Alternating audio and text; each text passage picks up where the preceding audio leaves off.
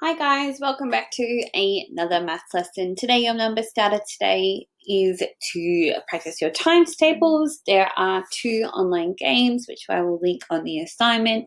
Otherwise, Sunset Maths on Essential Assessment or Play on Mathletics for Mathletics Live are a couple of really great tools to help you practice your times tables. We really want to be seeing you guys recall these super quickly and being able to give us the answers really quickly. It'll just help when we get into trickier problem solving ones. All right, our learning intention for today is to understand that multiplication and division work together. Our success criteria is that I know that multiplication is the inverse operation of division. I know that division is the inverse operation of multiplication. I can write fact families of multiplication and division equations correctly, and I can use the words factor and product accurately. Remembering what a fact family is, I'm sure that you will know these from grade 1, 2, 3, and 4 or 5. A fact family is a set of 4 related facts that contain 3 numbers. Okay, generally the third number is made by adding or multiplying the first 2 numbers.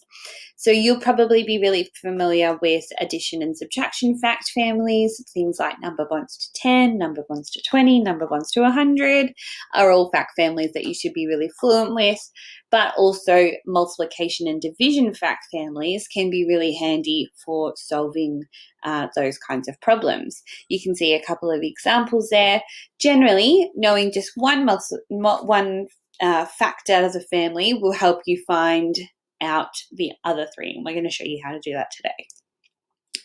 We're going to use our knowledge of multiplication and division facts to help us solve problems. If we understand how multiplication and division are the inverse or the opposite of each other, it will increase our ability to solve problems quickly and mentally.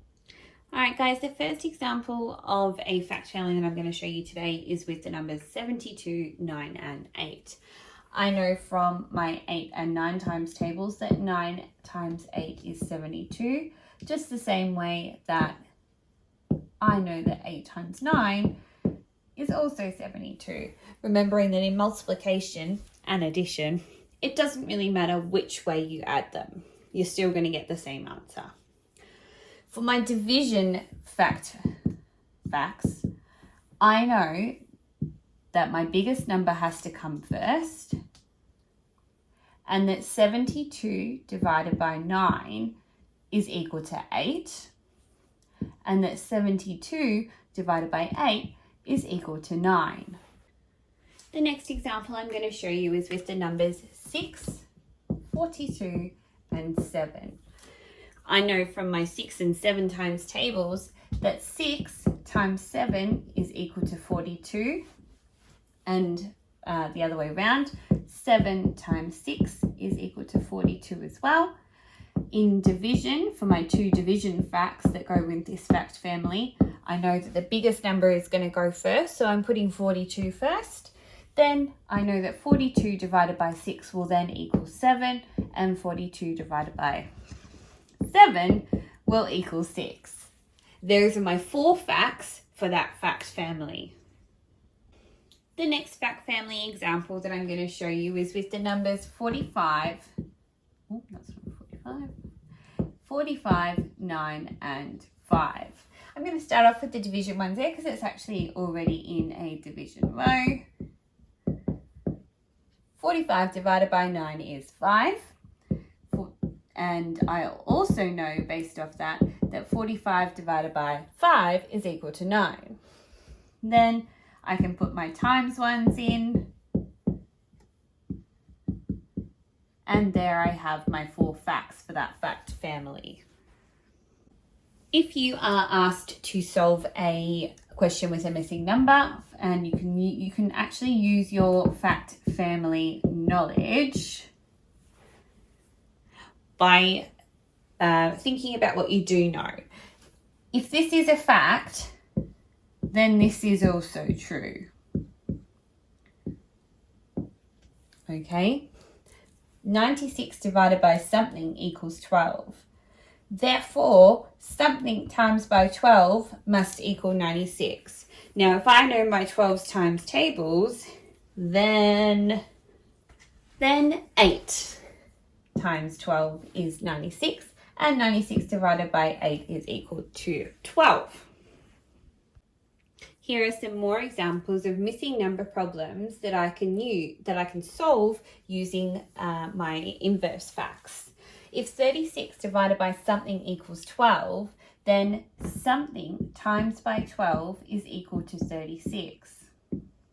If I know my 12 times tables, or even I might recognize this fact from my 3 times tables, I'll know that 3 times by 12 is 36, which means that 36 divided by 3 must equal 12. Same goes for this one. 14 divided by something equals 7, which means that something times by 7 must equal 14. Now I can see quite easily from my 7 times tables that that equals 2, and so that one must also be 2. Same goes for this one. If I know that 24 divided by something is 6, then I know that something times by 6 is equal to 24. And now I can see that this answer must be 4. As you guys can see, it's really important that you know your times tables and you know those times table facts so that you can solve missing number problems and you can use the inverse to solve them as well. So keep practicing those timetables and use what you know in the question to help you solve inverse problems. See ya! I hope that's been helpful for you guys. Remember that our success criteria for today was I know that multiplication is the inverse operation of division. I know that division is the inverse operation of multiplication. I can write fact families of multiplication and division equations correctly, and I can use the words factor and product accurately. How do you guys think that you went with that today? If there's something that you need to work more on, then ask your teacher or have a go at the Mathletics activities and then get help if you need it. See you in my next video.